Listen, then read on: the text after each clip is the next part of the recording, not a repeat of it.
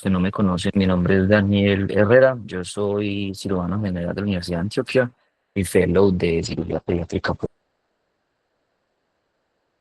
la doctora Natalia Herrera por la asesoría para la realización de la charla y seguimos pues de nuevo inicio de la charla. Entonces, es el contenido del día de hoy, me deberías hablar una parte muy pequeña, una parte introductoria acerca de qué es la colitis neutropénica, la definición, la epidemiología, la presentación clínica, el diagnóstico y el manejo médico.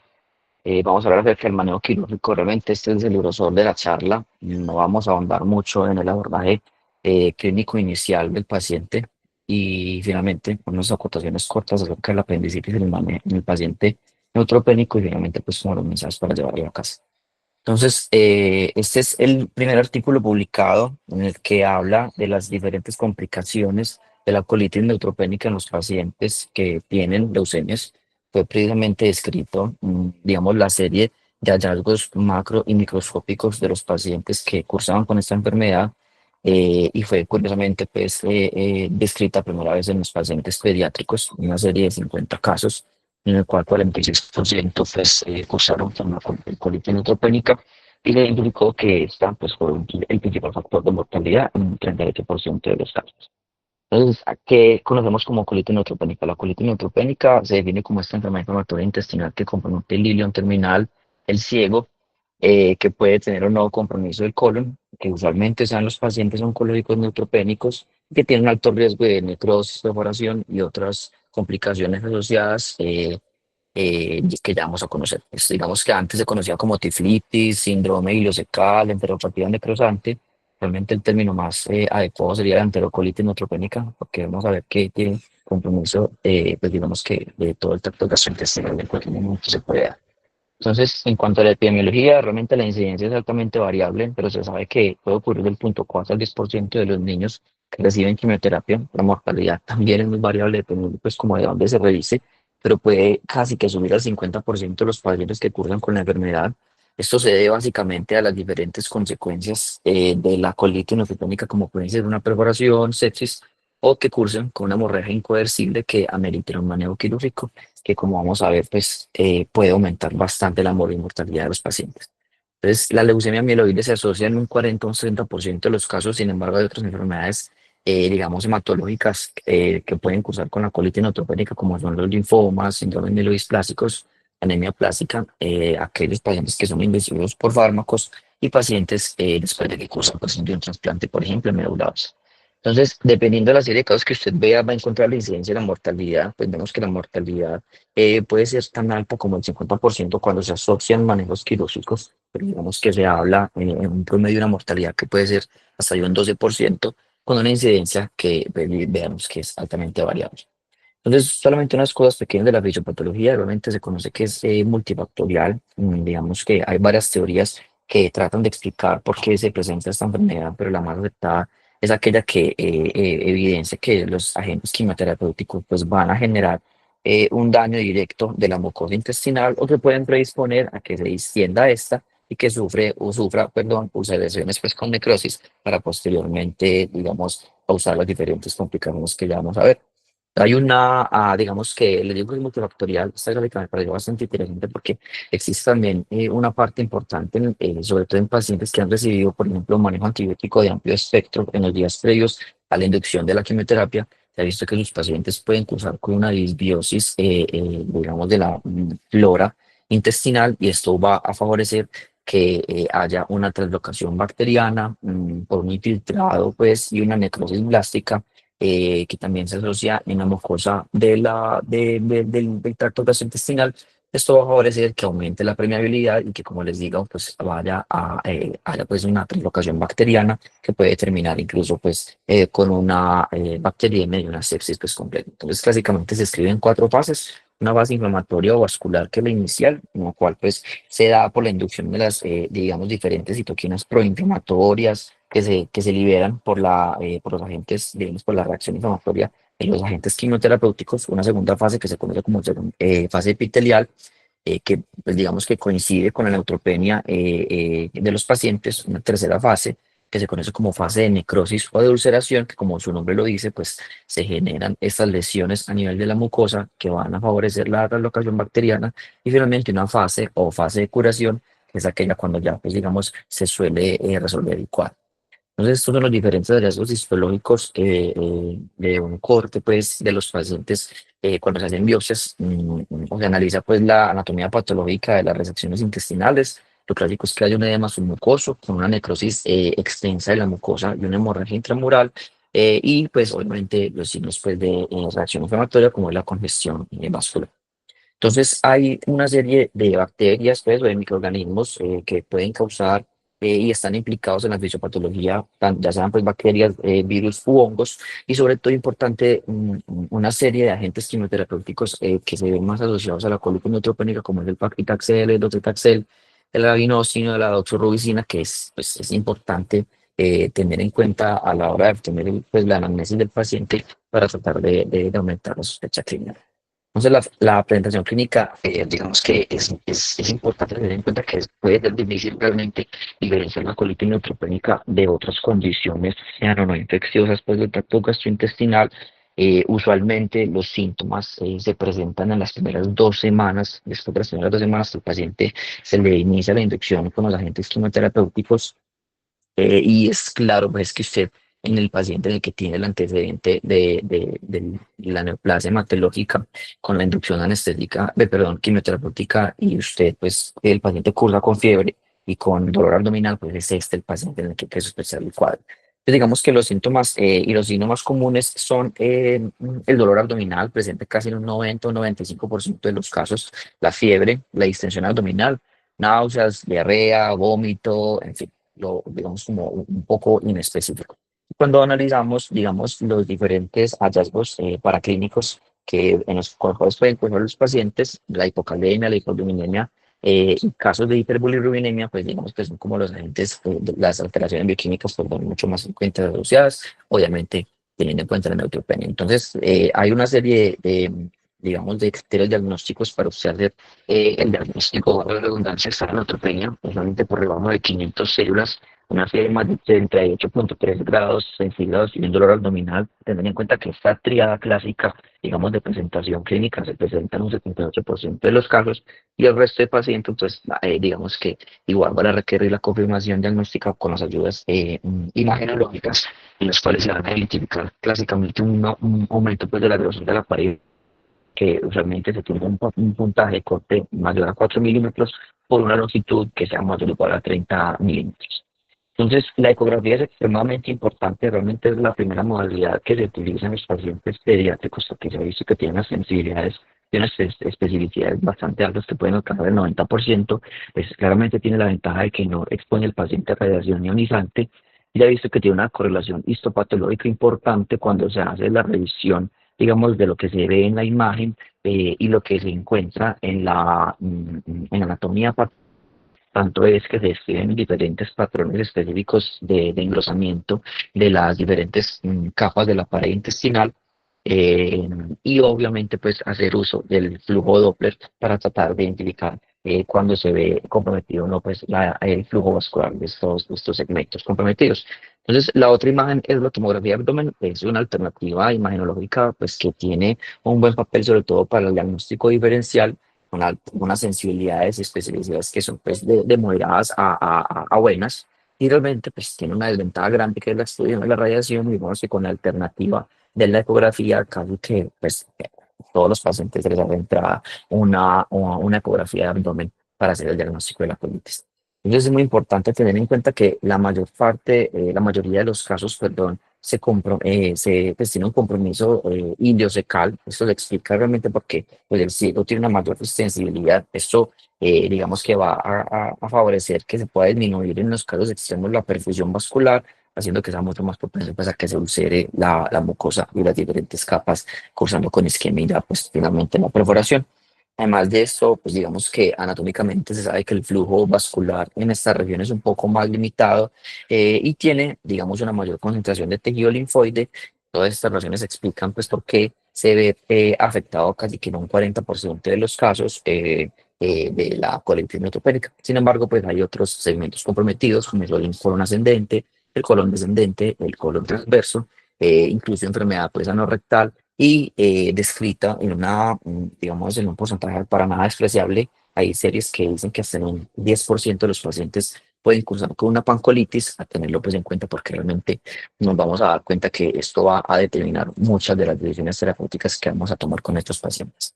Entonces, el tratamiento tiene tres pilares importantes: un tratamiento antibiótico en el cual lo ideal es tratar de cubrir Pseudomonas aeruginosa, E. coli, otros, digamos, bacilos negativos entéricos y anaerobios. Usualmente, digamos que por protocolos se utiliza se inicia de forma empírica y se ha escrito que hay que adicionar agentes antifúngicos en pacientes que, por ejemplo, tienen persistencia de fiebre más allá de 3 días, incluso después de que se inicie el antibiótico, y se han descrito pues duraciones de la terapia hasta 14 días después de que se resuelve la neutropenia y obviamente que el paciente tiene mejoría clínica.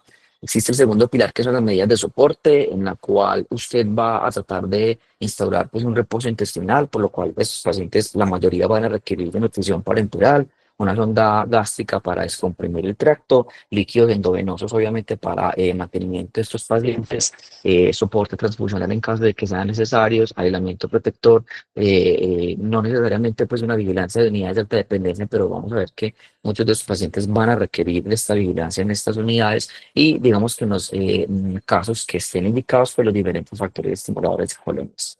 Y finalmente, pues el manejo quirúrgico, que pues la mayoría de los pacientes afortunadamente no es necesario. Más del 90% de los pacientes va a resolver solamente con el manejo conservador. Digamos que la intervención quirúrgica en cualquier momento de la enfermedad se puede requerir, y esta es la gran importancia de un manejo y un seguimiento clínico estrecho en estos pacientes. Digamos que casi que las indicaciones ya las vamos a ver, pero se basan en el deterioro clínico o que el paciente curse con algunas de las diferentes complicaciones asociadas. Aumenta drásticamente la mortalidad de los pacientes, hasta en un 40% de los casos, aunque vamos a ver que hay series y de estudios que dicen que el manejo quirúrgico no aumenta la mortalidad. Y básicamente pues se da por la demora en instaurar el manejo quirúrgico cuando a veces está indicado, y pues digamos que por el componente inmunológico de estos pacientes puede ser un poco difícil identificar cuándo es el momento ideal de llevar a esos pacientes. Entonces hay una serie de incógnitos para, digamos, resolver cuándo es el momento ideal de operar a un paciente con colitis neutropénica, qué tipo de cirugía realizar.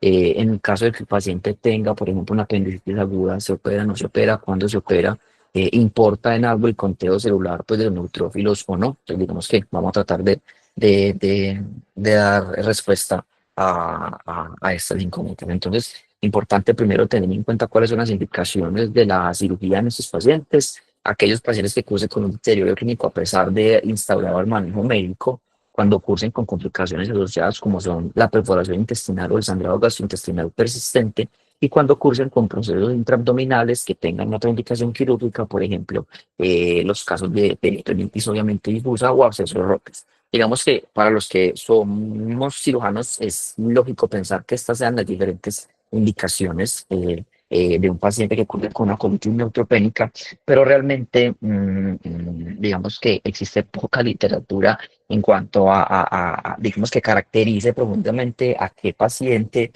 puede tener un mayor riesgo de requerir un manejo quirúrgico y pues obviamente de que su mente el riesgo de muerte. Entonces, quiero traer en primer lugar este estudio que fue publicado en el año 2022 pues, en la revista de cirugía pediátrica. Es una revisión retrospectiva de un centro pues, pues, de hospitalario infantil de la ciudad de Colorado, en la cual se incluyeron pues, pacientes menores de 25 años que cursaron con colitis neutropénica, recolectados pues, desde mayo de 2006 hasta julio del 2018, y se excluyeron pues, aquellos pacientes que no tenían claramente una colitis neutropénica o los cuales pues, no tuviesen como la información, que tuviesen pues, datos faltantes. Entonces, básicamente lo que quisieron tratar de identificar eran cuáles los factores de riesgo y los diferentes hallazgos clínicos que se asociaban a un aumento de la mortalidad y a que el paciente, digamos, requiriese manejo quirúrgico. Y además trataron de indagar si el índice de choque ajustado por la edad pediátrica, que valga la aclaración, es un índice, digamos, que se utiliza en la mayoría de los casos en aquellos pacientes que tienen un trauma, pero quisieron ver si esto se asociaba o no con los diferentes desenlaces pues, de los pacientes que tenían colitis neutropénica. Esos fueron los diferentes puntajes de corte utilizados para el cálculo del índice. Vemos que, digamos, en total fueron 74 pacientes para un total de 81 hospitalizaciones por colitis neutropénica. El rango de edad pues era variable, pero iba desde los 3,5 meses a los 24,2 años. La mayoría eran mujeres, un 51% de estos casos, y la edad promedio al momento del diagnóstico de la colitis neutropénica en los pacientes fue de 11,2 años. Vemos que el tipo de cáncer más comúnmente asociado fue la leucemia en un 57% de estos, pero los tumores sólidos también pues, representaron una parte importante en un 31% y los linfomas en un 9%. Un poquito más de la mitad de los pacientes ya habían tenido al menos pues, una o dos sesiones de quimioterapia en los, digamos, 14 días previos al inicio de la colitis neutropénica. Es importante tener en cuenta cuando vemos el grupo de los pacientes que fueron llevados a manejo quirúrgico, que un 43% de estos, pues eso no es mucho, fueron 3 pacientes nada más, requirieron un soporte vasopresor al inicio de la hospitalización, comparado con un 16% en el caso de los pacientes que solamente fueron llevados a manejo médico, pues. Entonces, la mayoría de las colitis neutropénicas fueron evaluadas con ayuda de tomografía de abdomen y de pelvis. Hasta en un 81% pues, de los casos se hizo esta ayuda imagenológica. Y digamos que uno de los hallazgos importantes que se encontraron es que cuando se dio el manejo, el grupo de pacientes que fue manejado médicamente tuvieron digamos, una incidencia significativamente menor, perdón, de neumatosis intestinal, de obstrucción intestinal, cuando se comparaba con el caso, con el grupo de los pacientes que fueron llevados a cirugía y sobre todo un menor compromiso digamos, en términos de porcentaje del colon como tal. Entonces, digamos que la mayoría de los casos, como yo les dije, fue manejado inicialmente como pues en una terapia médica, en un 91% de los casos. Solamente 7 pacientes requirieron manejo quirúrgico. De estos, 3 fueron, digamos, hechos por vía laparoscópica y 4 a través de la parotomía. Las laparoscopias se fueron llevadas a cabo, que eran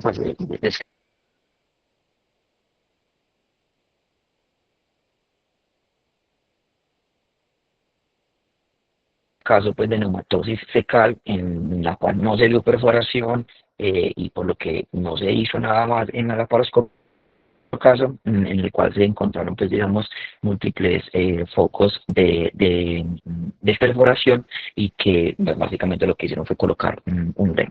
Entonces, cuando ellos hicieron el análisis de, digamos, del índice de choque ajustado a la edad pediátrica durante la hospitalización entre los grupos de manejo quirúrgico y manejo médico, se vio que cuando el índice de choque estaba alterado, es decir, pues era anormal, con un valor superior al que se considera el límite, no tenían un aumento de riesgo de requerir cirugía. Sin embargo, cuando compararon este mismo índice en los pacientes vivos versus aquellos que fallecieron, se encontró que cuando hay alteraciones del índice, pues estos pacientes van a tener hasta 4,7 veces mayor riesgo de mortalidad. Entonces, pudiésemos concluir de ese estudio que hay una mayor probabilidad, perdón, de requerir cirugía en aquellos pacientes que tuvieron necesidad de soporte vasopresor al ingreso de la hospitalización y en los cuales, pues es lógico pensar que durante la tomografía se vio pues, signos de obstrucción intestinal, neumatosis intestinal como signos pues, de sufrimiento de ASA y con un mayor compromiso del colon. Y que además el índice de choque pediátrico ajustado a la edad, digamos que pudiese tener alguna correlación importante con el aumento de la mortalidad en esos pacientes. Entonces, otra de las incógnitas que quisimos tratar de dilucidar es si el conteo de neutrófilos importa, digamos, al momento de hacer la cirugía. Pues el conteo de neutrófilos claramente hace parte pues, del diagnóstico de la enfermedad, pues tiene su nombre implícito en él. Lo usual es que la neutropenia en esos pacientes sea profunda, pero se ha visto que incluso hasta un 12% de los pacientes no cursan con una neutropenia asociada. Se conoce que la neutropenia prolongada es un factor de riesgo importante para cursar con la enfermedad y lo clásico es que esos pacientes tengan un descenso muy rápido antes pues, del conteo celular, antes del inicio de los síntomas. Entonces, Este estudio fue publicado en el año 2010 en la revista pues, de Oncología y Hematología Pediátrica. Incluyó un total de 188 pacientes que tenían colitis neutropénica. Esto pues, representó como 231 episodios de colitis neutropénica que fueron recolectados y analizados entre enero del 2003 y el 2010 y el 2007, perdón. Entonces, digamos que ellos, lo quise traer porque fue uno de los pocos estudios en los cuales yo vi que hablaran pues como de desenlaces quirúrgicos y que dilucidaran y que dividieran el conteo de neutrófilos por diferentes grupos, pero realmente pues no se evidenció pues como una diferencia estadísticamente significativa entre el conteo pues de estos y los desenlaces posoperatorios, pues que el paciente requiriera manejo quirúrgico.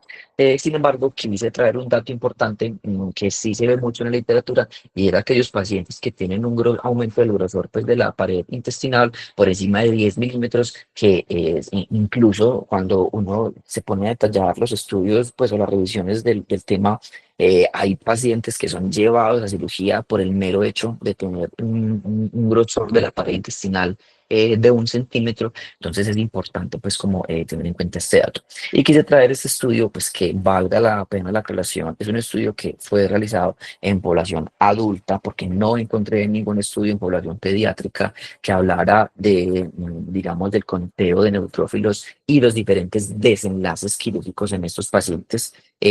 Un total de 385 pacientes, 76 de estos llevados a manejo quirúrgico y que básicamente lo que querían ver era dentro del desenlace de mortalidad cómo se relacionaba este desenlace con una serie pues como de variables que ya vamos a ver. Entonces, en cuanto a la cirugía abdominal y la mortalidad, este es uno de los estudios que yo les digo que no evidenció, digamos, un aumento importante de la mortalidad por el mero hecho de llevar a cirugía a estos pacientes. Como les digo, pues lo traje solamente para tener en cuenta, claramente hay que basarnos en los estudios de población pediátrica y sobre todo por este dato que me pareció relativo, importante, perdón, y es que realmente no se evidenció que la mortalidad, digamos, por el procedimiento quirúrgico asociado o no a neutropenia en el momento en el que el paciente se llevó a cirugía tuviese alguna, digamos, desenlace desfavorable, por lo que uno pudiese medio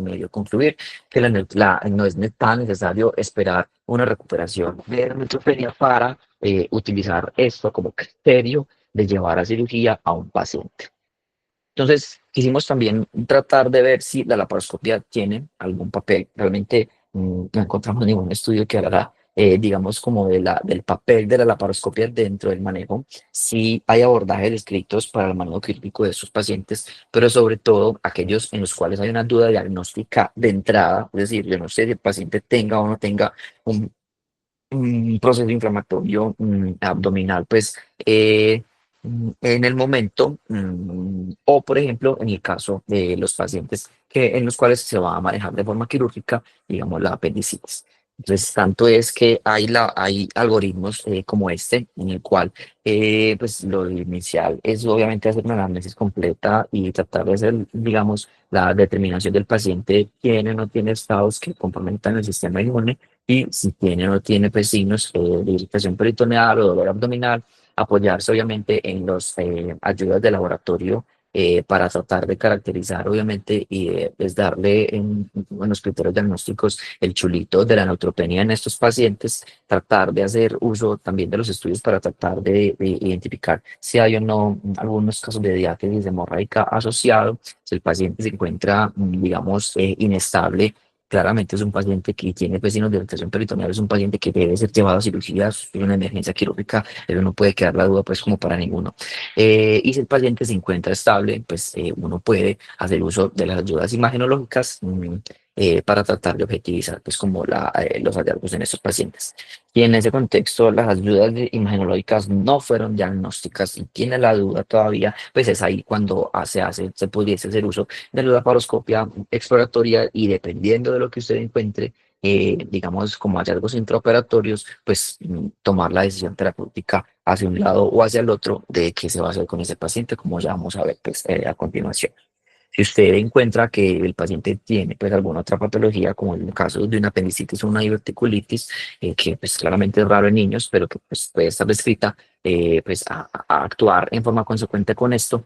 Si usted pues tiene los hallazgos de la colitis neutropénica, pues hacer, digamos, el uso de las medidas médicas inicialmente, como ya hablamos, y en caso tal de que el paciente pues tenga un deterioro clínico, o que digamos que no evolucione satisfactoriamente y en los cuales usted le haga una, digamos, ayudas imagenológicas, de seguimiento, y usted encuentre que no hay mejoría de los hallazgos radiológicos, pues llevar al paciente a cirugía.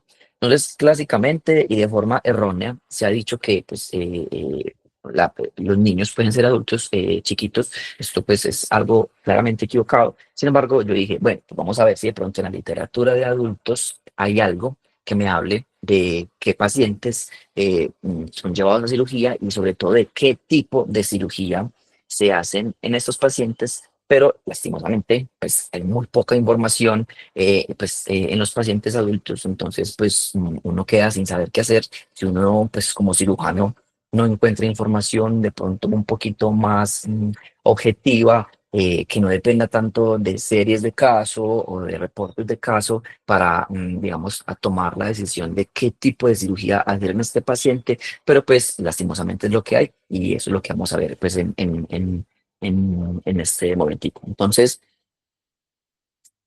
las cirugías que se hacen en estos pacientes, la gran mayoría son cirugías de urgencia pues, o de emergencia, son extremadamente variables y esto va a depender pues, casi que en su totalidad del compromiso intestinal, de la extensión del compromiso intestinal y sobre todo de las condiciones que tenga ese paciente en el quirófano.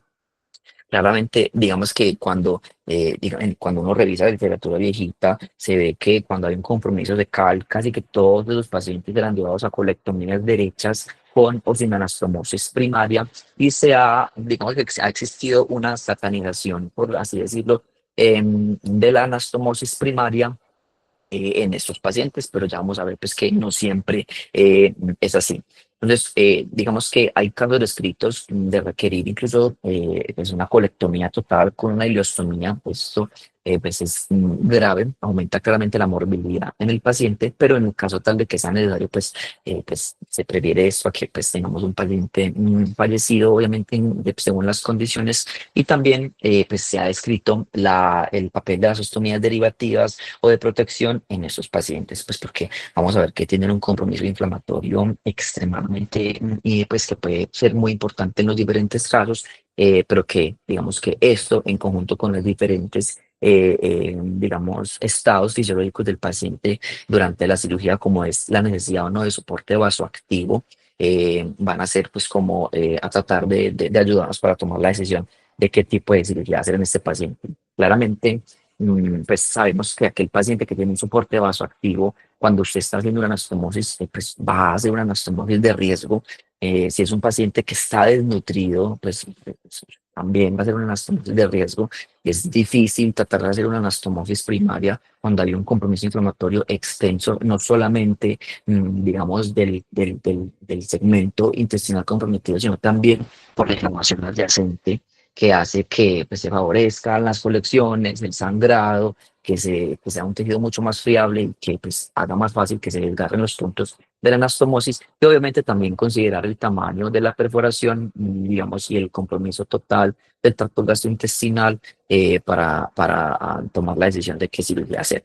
Se escribe, la verdad, la cirugía de control de daño. Esto es algo que nace claramente de la población adulta, pero que en la población pediátrica se aplica, y es aquellos casos en los que usted considera que por ser una anastomosis de riesgo, ¿cierto? O que tenga cambios isquémicos que pues, no son definitivos, como es, por ejemplo, claramente una necrosis del segmento intestinal, sino que usted vea que es un segmento intestinal que está violáceo, en el cual usted pudiese llevar a ese paciente una segunda mirada y tratar pues, de ahorrar en el tracto gastrointestinal, o en los casos en los que usted entre y no vea perforación, pero usted diga, pucha, digamos que me queda la duda, no quedo tranquilo de si cierro o no cierro el paciente, miremos a ver cómo sigue su proceso de reanimación en la UCI, si ya después no requirió soporte vasopresor, si lo puedo reintervenir unas horas después y mirar ahí sí, pues digamos, qué hacer con ese paciente. Digamos que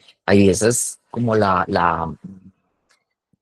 digamos, lo único de la cirugía, que eso no está escrito, pero a veces va a depender mucho de lo que uno realmente encuentre pues como en el procedimiento. Entonces, este es un estudio viejito, fue publicado en el año 1986, pero lo traje por, digamos, una sola razón, y es que describió 5 pacientes que tenían una colitis neutropénica y que requerían un manejo quirúrgico, y vemos como antes de los años 90 ya se hacía uso de anastomosis primarias para el manejo de estos pacientes, claramente aquellos que requerían pues unas resecciones intestinales.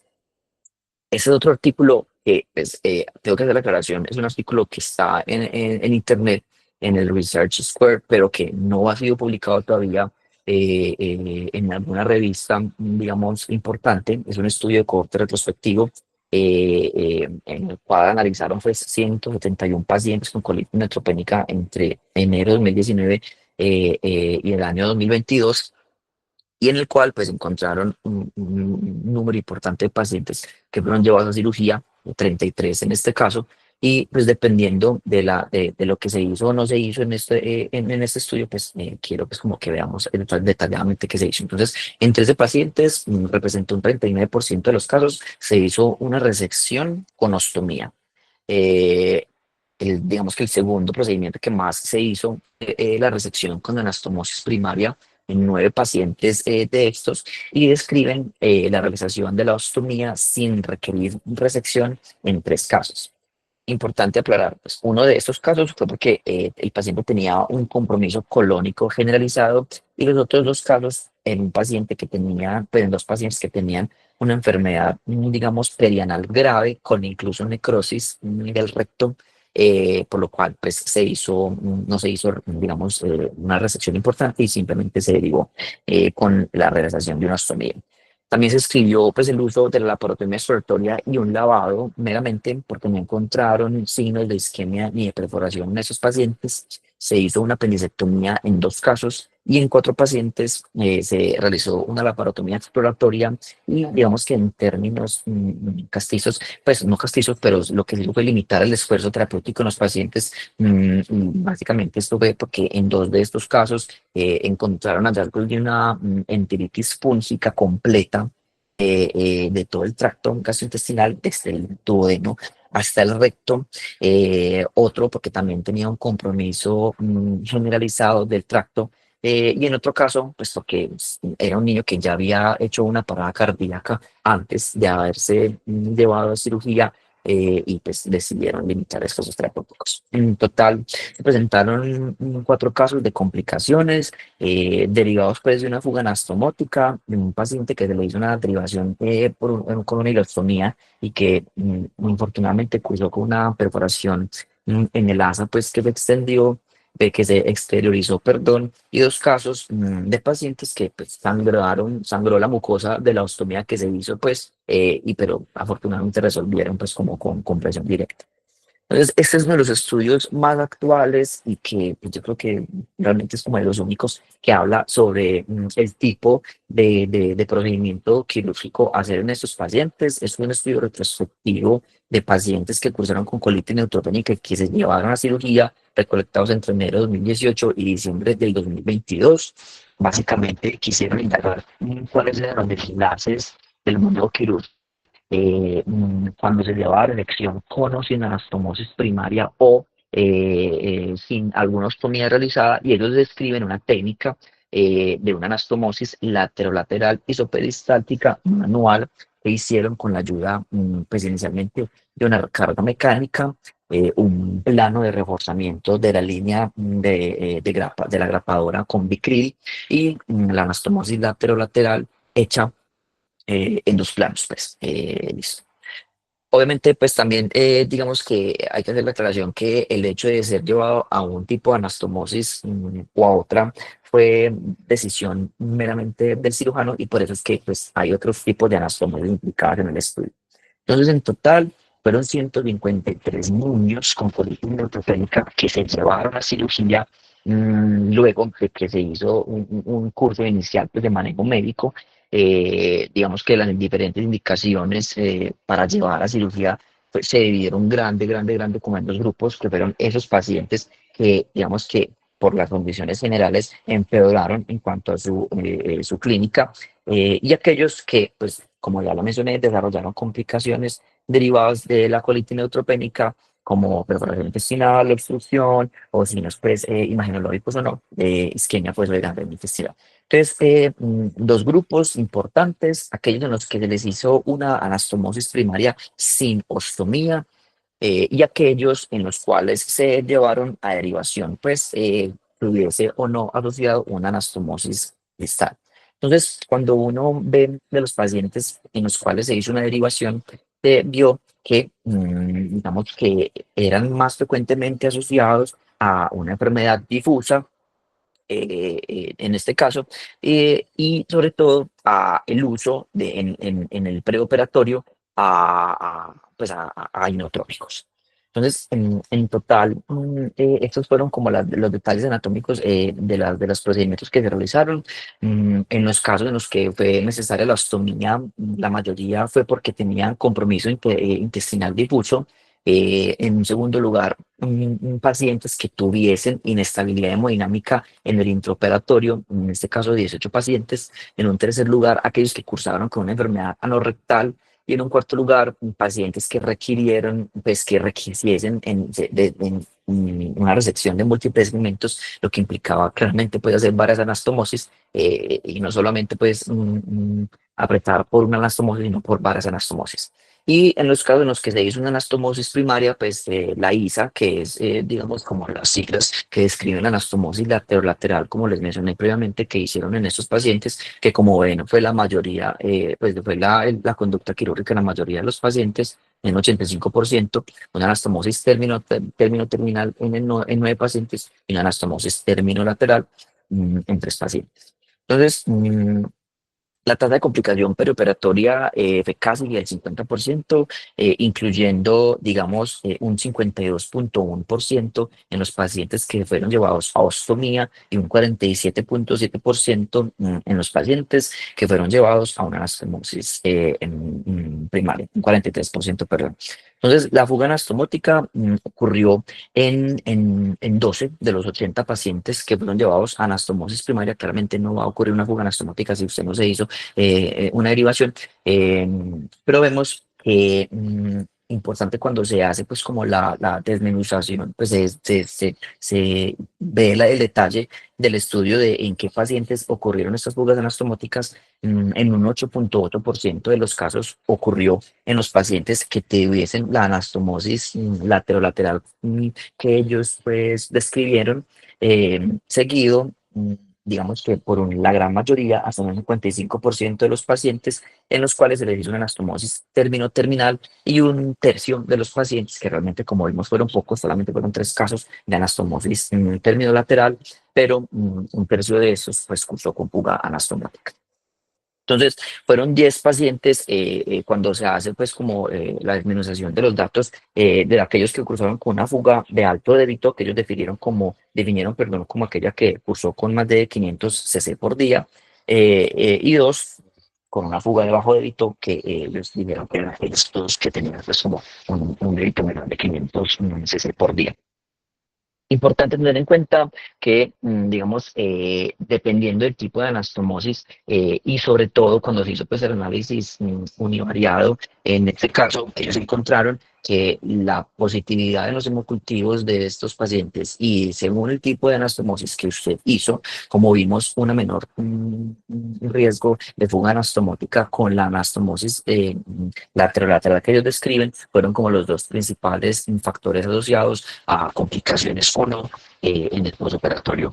Y cuando hicieron el análisis multivariado, realmente, digamos, como la que alcanzó la diferencia estadísticamente significativa fue la realización, pues el tipo de anastomosis que se encontró, que se llevó a cabo en estos pacientes. Entonces uno pudiese concluir que la tasa de complicaciones fue casi el 50%, un 52% en el grupo de ostomía, derivado sobre todo pues, de infecciones del sitio operatorio y a complicaciones con el ostoma, a que la anastomosis laterolateral, cuando se compara con los diferentes anastomosis, tiene un poco menor tasa de complicaciones postoperatorias, y esto le explica porque es una anastomosis que puede ser un poco más amplia, por lo que va pues, a tener un diámetro más favorecedor para el paso del bolo pues, y de la materia fecal, y porque pues obviamente va a favorecer que haya una menor presión intraluminal. Y pues, vimos que la tasa de reintervención en el grupo de anastomosis primaria fue un poco mayor cuando se comparó con el grupo de la ostomía, que fue solamente en el 15% de los casos.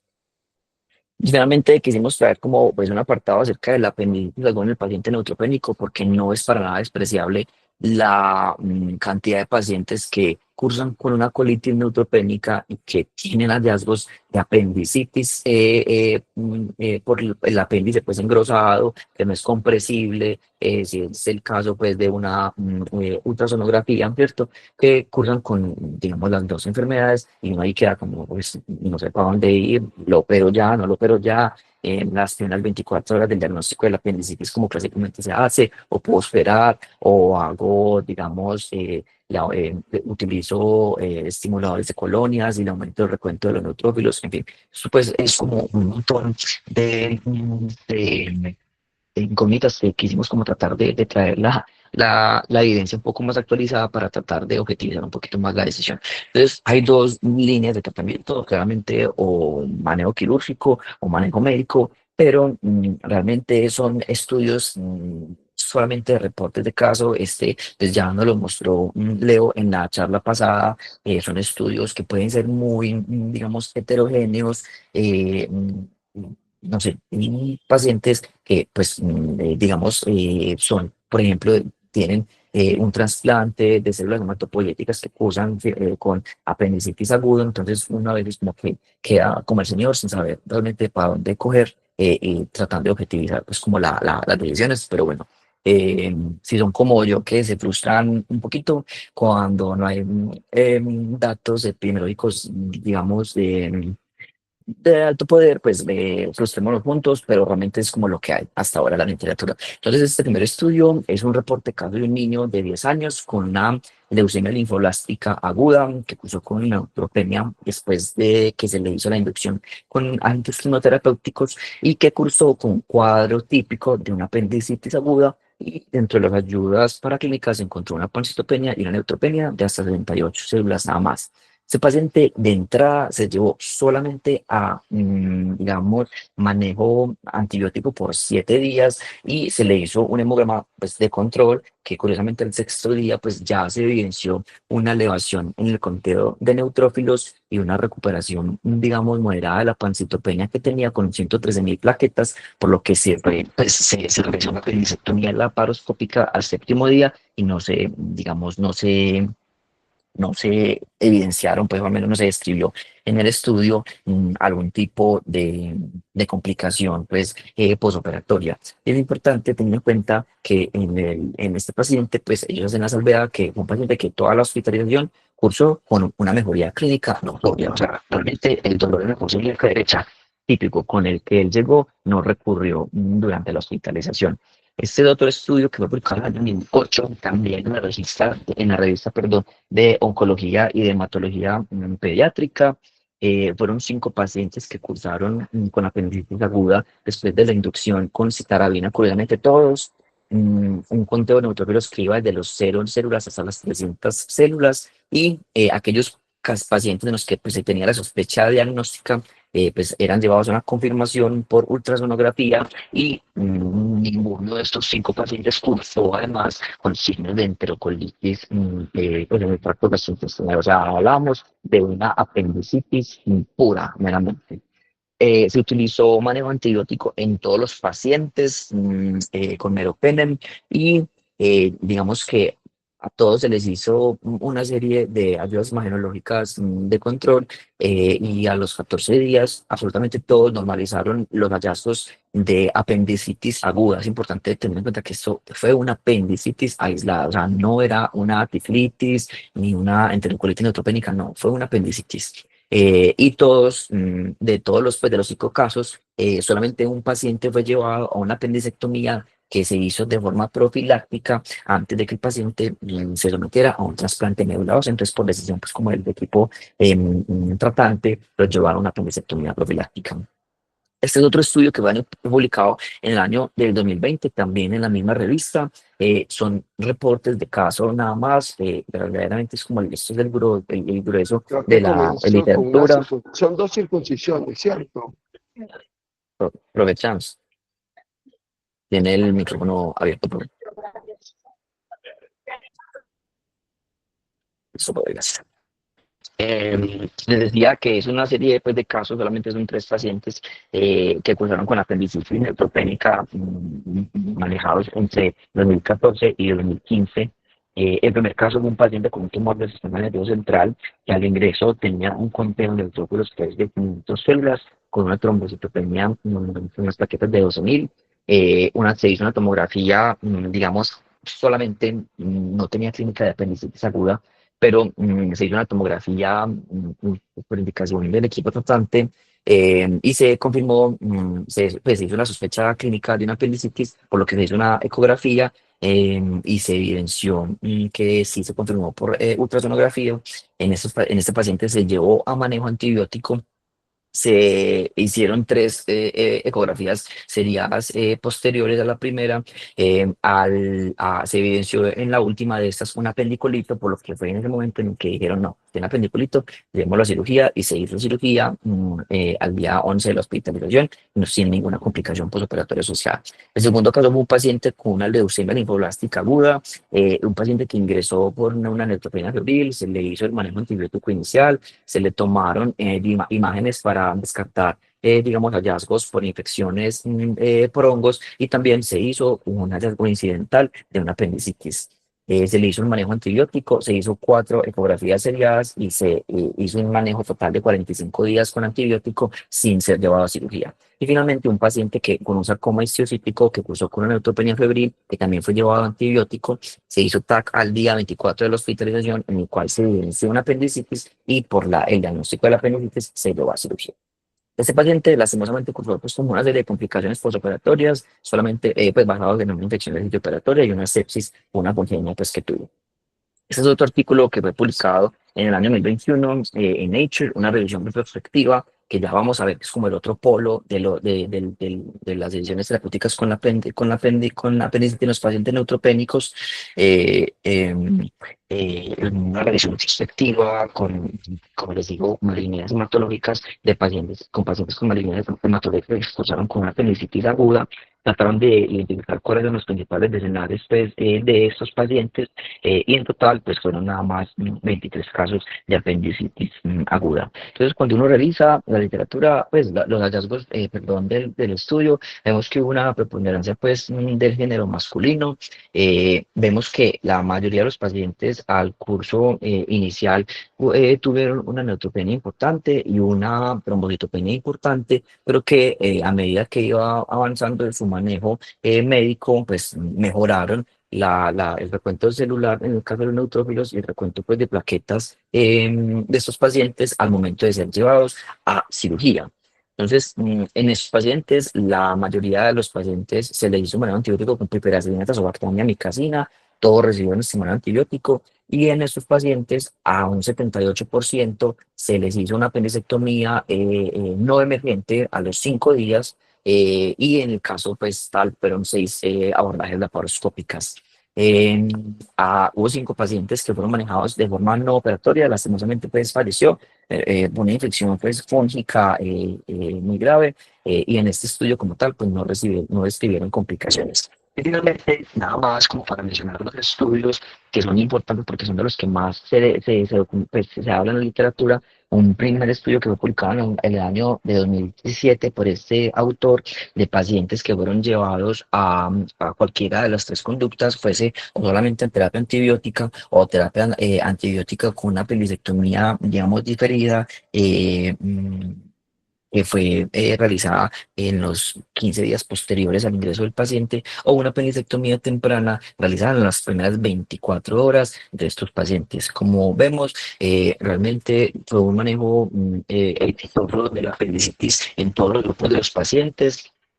Solamente dos casos de infección del sitio operatorio de las 23, digamos, pacientes que fueron llevados a apendicectomía.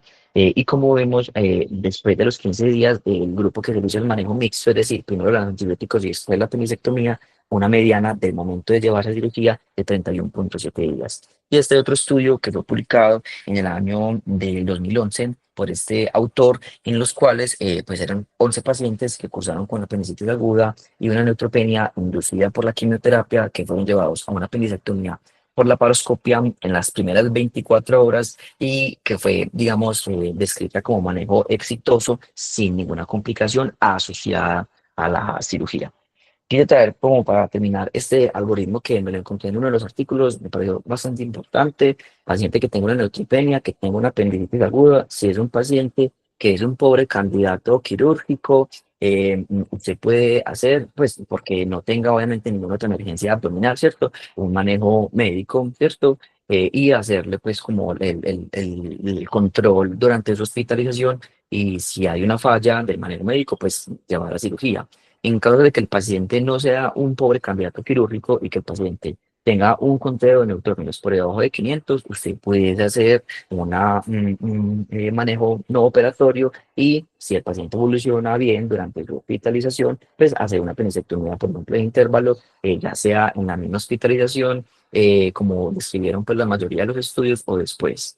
Y si el paciente no tiene un conteo de neutrófilos menor de 500, pero tiene un apendicolito, pues ojalá llevar a cirugía, porque ya pues sabemos que el apendicolito, ya Leo nos instruyó bastante en la charla del lunes acerca de eso. Y si no tiene apendicolito, pues usted puede hacer uso del manejo médico o de la terapia quirúrgica, dependiendo pues, como el paciente que tenga al frente.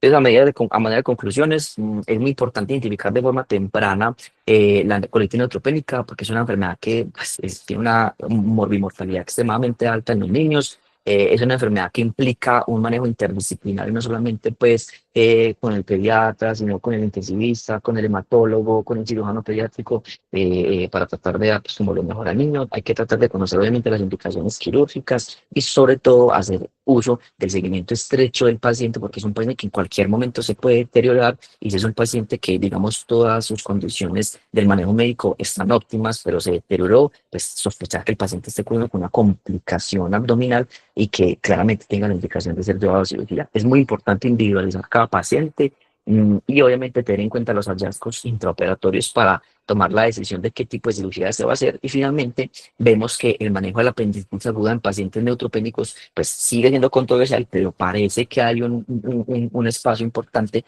para el manejo no emergente, de tiene que ser ya que hay que operar al niño en las próximas 20 minutos porque se va a morir, ¿no? Vimos que hay casos de apendicectomías hechas hasta 30 días después de que se documentó la apendicitis, que el paciente evolucionó bien y que no ocurrió con ninguna complicación en el posoperatorio. Muchas gracias, quedo pues atento a los comentarios en la sala.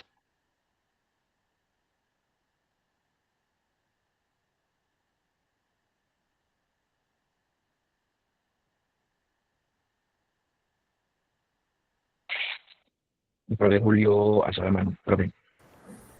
Buenos días. Pues, bueno, Daniel, gracias por tratar de resumir este tema tan extenso. Yo tengo una pregunta y un comentario. Entonces, el comentario es, esto es de todos los días, más o menos 2 pacientes al mes con colitis grave, pero sí hemos tenido pacientes muy característicos, muy graves, 4 en los últimos, en lo que va del año. Un paciente se le hizo apendicitis, se le hizo manejo médico y ahorita está vivo post-trasplantado. Y otros 3 pacientes que están operados. Como bien lo dices, el 90% es manejo médico, pero hay un 10% en que no responde a ese manejo médico y los necesitamos a ustedes. De esos 3 pacientes que se operaron, 2 están muertos y 1 está vivo. Entonces, El que está vivo se intervino tempranamente, está con una colostomía, y los otros dos que fueron a cirugía, pues fallecieron porque entraron muy tardíamente, ¿cierto? Pero como tú dices, hay que tratar de hacer un manejo médico hasta el final porque la mortalidad es muy alta cuando el paciente va a cirugía. Entonces, una de las cosas que yo les quería comentar es que es muy diferente el paciente con una leucemia al que usted le pone una quimioterapia y a las 3 semanas el paciente ya tiene recuperación hematológica, a los pacientes con una aplasia medular o una inmunodeficiencia grave donde usted no espera que el paciente se recupere, ¿cierto? Entonces, una de las pacientes con aplasia medular tratamos, la que se falleció, uno, con aplasia medular, manejo médico. Y en parte, esta iniciativa es para que, como tú dices, el manejo es interdisciplinario. Entonces está infectología y es para tener presente que estos pacientes no son 7 a 10 días de antibióticos, sino que por ahí pasó la cuenta a pesar de que no tengan ningún aislamiento en hemocultivos, ¿cierto? Y lo otro es que estos pacientes le dimos manejo médico a un paciente y salió. La otra paciente, desafortunadamente, por una presión intraabdominal muy grave que estaba matando, la tocó meter la cirugía y pues ya falleció, ¿cierto? Pero tener presente lo de la enfermedad de base que lo lleva a desarrollar esta complicación. Y la otra cosa es que, por ejemplo, la paciente que falleció, ahí hay mucha tela por cortar desde el manejo médico y de ahí esta iniciativa y sacar un protocolo a futuro, es que esta paciente se complicó durante la progresión de la vía oral. Esta paciente venía bien, empezamos a progresar vía oral y de ahí para atrás. Entonces, tenemos que con nutrición mejorar esa parte de cómo vamos a hacer la progresión, con infectología el manejo de antibióticos y con ustedes ahí sí es donde está ese pequeña, o sea, es el arte, ¿cierto? En qué momento meter a un paciente a cirugía. Podemos ver pacientes que se meten tempranamente y se derivan, bueno, no sé si es casualidad, está bien, los que ya entramos muy tardíos no los alcanzamos. Y la pregunta a la que va es si tú encontraste en todos los artículos que revisaste alguna intervención endoscópica para toma de biopsias para aislamiento microbiológico. Profe, hola. La verdad, revisé muchos estudios, y en ningún estudio de paciente que tuviese un hallazgo imaginológico de una enterocolitis neutropénica se hizo, ya pues se toma estudio, pues la mayoría pues como por colonoscopia. En ninguno realmente vi que fuesen llevados a este procedimimiento. Pues supongo yo que pues como por, por el riesgo de que se perfore o algo, pues que es como lo que uno dice, pero, o porque, no sé, o se aumente la translocación bacteriana, no sé, pero en ningún estudio encontré, pues, que por protocolo o que se haya considerado la toma de biopsias por estudio endoscópico, no, pues,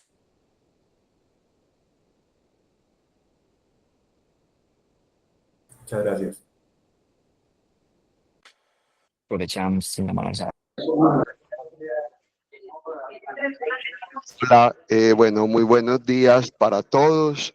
Bueno, Daniel, hiciste una buena revisión. Creo que encontraste material bibliográfico con muy buena evidencia y ante todo, ¿verdad? También como nos mostraste cómo otros grupos oncológicos en el mundo tienen a veces como los mismos dilemas que tenemos nosotros en nuestro medio. Respondiéndole al doctor Ropero, realmente, de hecho, en mi opinión, hacer una colonoscopia o una endoscopia en un paciente con una colitis neutropénica está incluso contraindicado. Hemos tenido varios casos de pacientes incluso en donde gastro manifiesta el alto temor que durante el procedimiento se perfora el paciente, que esto sí sería, digamos que una complicación grave. Bueno, yo tengo varios comentarios en cuanto a tu presentación. El primero, pues yo creo que realmente cuando uno tiene claro que hay un verdadero abdomen agudo, indudablemente la mejor opción, en mi opinión, siempre va a ser la opción quirúrgica. El problema es que el examen físico en estos pacientes es difícil. A mí en lo personal se me dificulta mucho hablar de irritación peritoneal en un paciente con colitis neutropénica. ¿Por qué? Porque hay niños perforados que uno los palpa y no hay defensa, no hay irritación y viceversa. Hay pacientes que por el dolor colónico y la distensión del colon simula un abdomen agudo cuando realmente digamos que aún no está instaurado, es complejo. Le creo mucho a los gases arteriales, a la acidosis metabólica, a la trombocitopenia asociada y obviamente la tomografía, digamos, que es un método imaginológico que nos ayuda mucho a tomar decisiones. Yo no creo, como decían los estudios más viejitos, que un paciente que se lleva a cirugía se complica más. No, yo lo que creo es que cuando un paciente llega a cirugía es porque ya está muy enfermo. Entonces no creo que se complique por la cirugía, sino porque un paciente quirúrgico ya perforado ya de por sí está enfermo. Estoy de acuerdo con muchos de los estudios que mencionaste. De hecho, mostraste uno muy bueno en adultos. El hecho de que el paciente esté neutropénico no contraindica la cirugía, sino que muchas veces esos pacientes neutropénicos también están trombocitopénicos con pruebas de coagulación prolongada.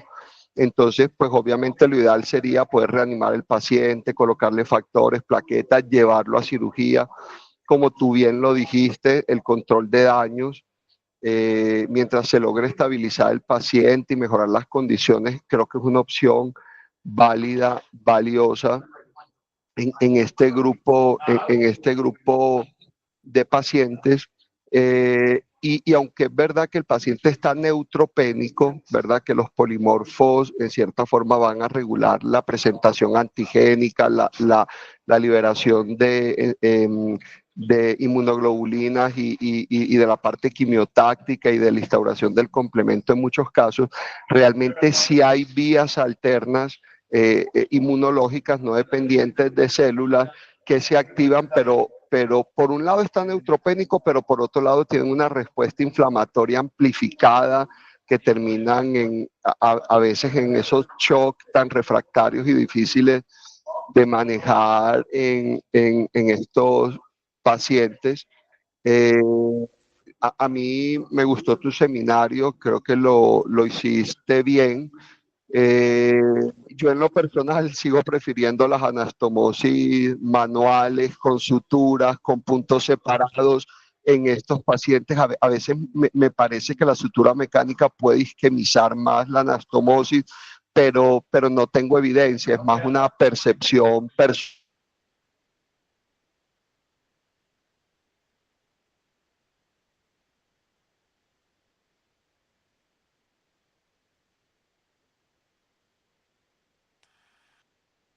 A mí se me cortó el audio del profe Chams. ¿Les pasó lo mismo o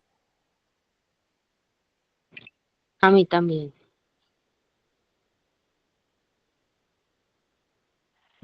Doctor Natalia había alzado la mano. Muy buenos días para todos. Bueno, doctor Daniel, gracias por su seminario. Considero que se cumplieron pues como los objetivos y las preguntas que teníamos predeterminadas con el tema. Estoy completamente de acuerdo, pues muchos de los comentarios que iba a hacer son similares a los del doctor Chams. Estoy completamente de acuerdo en todo lo que dijo él. En la cabida de los manejos menos invasivos en los pacientes con alguna complicación de la colitis neutropénica. Se han descrito para drenajes percutáneos y toma de cultivos, pero en realidad procedimientos intraluminales no estarían muy indicados por el aumento de la presión y obviamente el riesgo de perforación. También con el examen físico que él aclaró, pues que es cierto, muchas veces nosotros encontramos niños que pueden tener una enfermedad avanzada que no muestran demasiadas manifestaciones clínicas abdominales y viceversa. Y lo otro que también quería pues como opinar era sobre el estudio de la anastomosis y quería saber como a profundidad el grupo de pacientes que tomaron, que decidieron hacer la anastomosis laterolateral, que decidieron hacer la ostomía, si tenían pues como una equivalencia desde el punto de vista epidemiológico, de su clínica, de su estado clínico.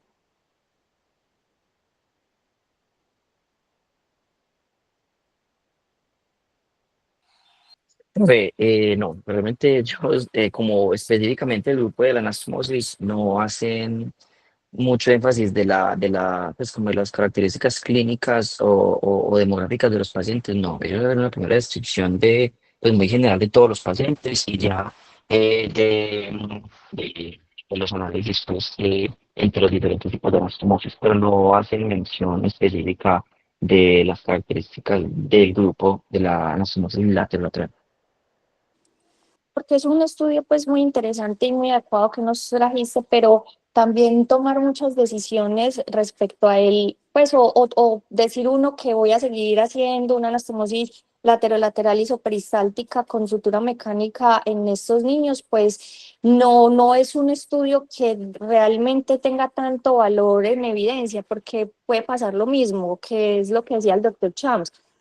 Si yo no tengo unos pacientes que sean comparativos, de pronto a los pacientes a los que les hicieron anastomosis eran los pacientes que estaban más estables, que no tenían soporte, que tenían menos signos de isquemia intestinal o en los tejidos. Entonces, predice uno que los resultados en ellos van a ser mejores, mientras que el paciente al que uno le hizo la sutura terminal, de pronto tenía otras condiciones clínicas o intraoperatorias que definieran un resultado diferente. Entonces, es un estudio pues que ve uno que son muchos pacientes, que también le llama a uno la atención tantos pacientes quirúrgicos, pero hay que tomarlo pues como con precaución.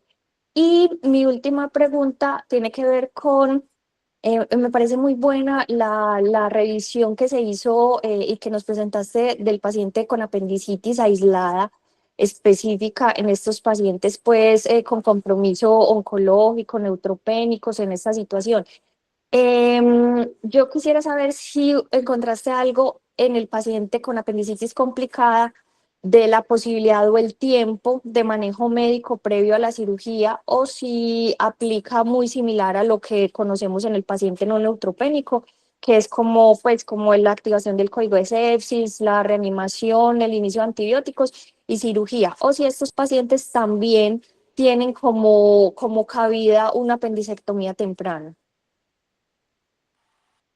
Profe, vea, dentro de los artículos que yo pasa que no, pues no puse todos porque obviamente se hacía muy extenso, pero hay artículos que describen sobre todo pacientes no con peritonitis como complicación, sino con abscesos. Había unos estudios pocos de pacientes que se llevaban a drenaje percutáneo del absceso y durante toda su evolución en la hospitalización, pues digamos que evolucionaban bien, se quitaba el drenaje percutáneo y después se llevaba pues como a cirugía. Pero en cuanto a aplicación, apendicitis complicada pues como por peritonitis, no encontré, por ejemplo, pues hallazgos de que se utilizasen otras modalidades diferentes de las que ya pues, conocemos. Listo, doctor Daniel, muchas gracias. Hola Daniel, buenos días.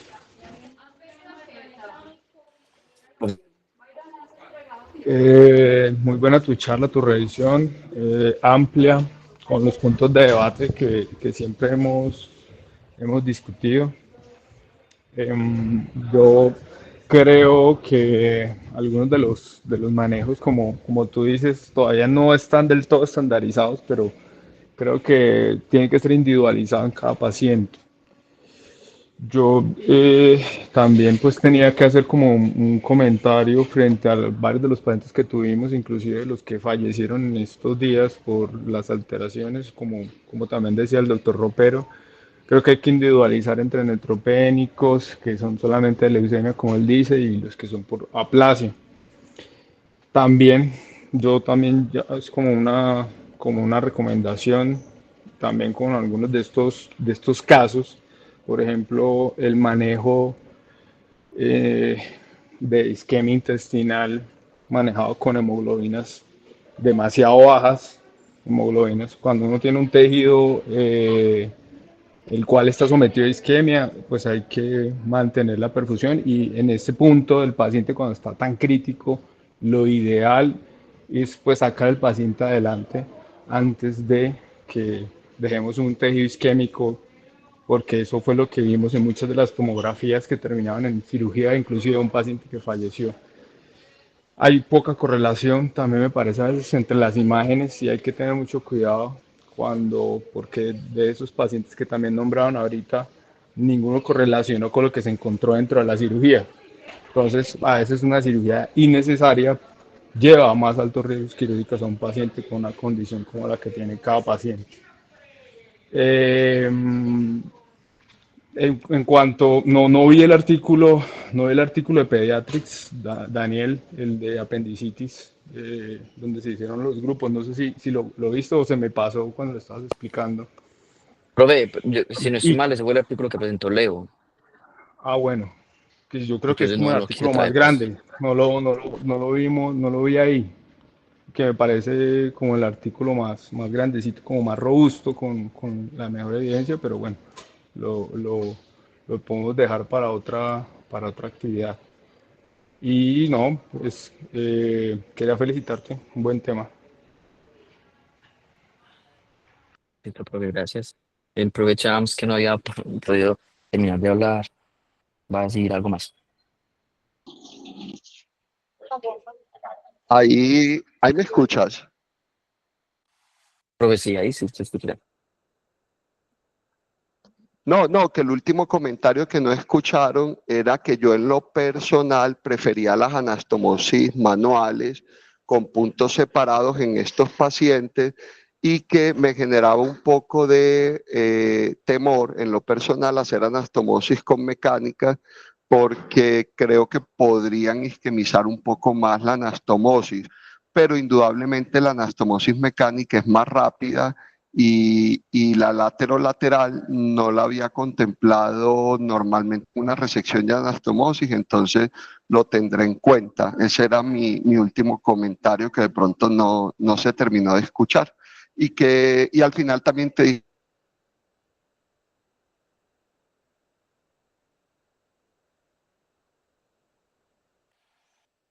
Profe, se le volvió a cortar.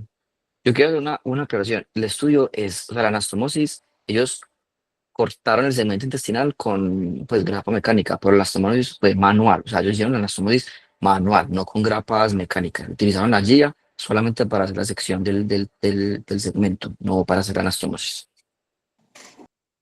ok, ya entendí. Muchas gracias por la aclaración. Eso, profe. El profe Julio también tiene la mano esa. Sí, yo les quería, ya que están hablando de las anastomosis y como lo mencionó el doctor Chams, los neutrófilos son fundamentales para la cicatrización. Si usted no tiene neutrófilos, no cicatriza. Entonces, al momento de ustedes definir la anastomosis primaria, es importante también tener en cuenta el diagnóstico de base, ¿cierto? Por lo que yo les mencionaba al principio, las aplasias uno puede esperar de 3 a 4 meses para que tengan recuperación de neutrófilos, meses, a diferencia de las leucemias. Y el otro comentario respecto a lo que decía Walter, respecto a la isquemia y las metas transfusionales, obviamente depende del paciente. Cuando los pacientes tienen una caída aguda de la hemoglobina, estos pacientes pues van a sufrir hipoperfusión e isquemia. Un paciente que tiene 12 de hemoglobina y le baja 10, está con repercusión hemodinámica si es de manera aguda, ¿cierto? Pero estos pacientes que son aplásicos o estos niños con leucemia, la dificultad de la aplasia medular, estamos totalmente de acuerdo que cada paciente hay que individualizarlo, pero en estos pacientes aunque uno quisiera que tuviera hemoglobinas de 10, nunca, no lo vamos a lograr, ¿cierto? Pero los pacientes con anemias crónicas tienen unos mecanismos de compensación que usualmente uno trata de tener una meta de no transfundir si no es menor a 6, ¿cierto? Pero indiscutible que cuando el paciente, y eso es para revisarlo con el grupo de intensivos, cuando hay que transfundir, hay que transfundir. No alcanzar un número de hemoglobina, sino la estabilidad hemodinámica del paciente. Y estamos de acuerdo, de pronto esta niña que tenía isquemia, era la niña que tenía una presión intraabdominal, que era la discusión. El problema de transfundir muchos hemoderivados es que los pacientes hacen una sensibilización y luego hacen refractariedad, o sea, hacen anticuerpos contra los glóbulos rojos o las plaquetas que transfundamos y luego ya no les van a servir. Entonces, sí es un tema que, pues, que como dice Walter, hay que tratar de llevar al paciente en las mejores condiciones. Ahí a lo que yo siempre he dicho es, bueno, ¿en qué momento llevarlo? Que esa es la gran pregunta, ¿no? Y que es, pues, el motivo de todo esto. Muchas gracias. Y bueno, me tengo que retirar porque voy a otra compromiso. Gracias. Listo. No veo más manos alzadas. Muchas gracias entonces por la asistencia. Nos vemos el lunes. Que estén bien. Hasta luego.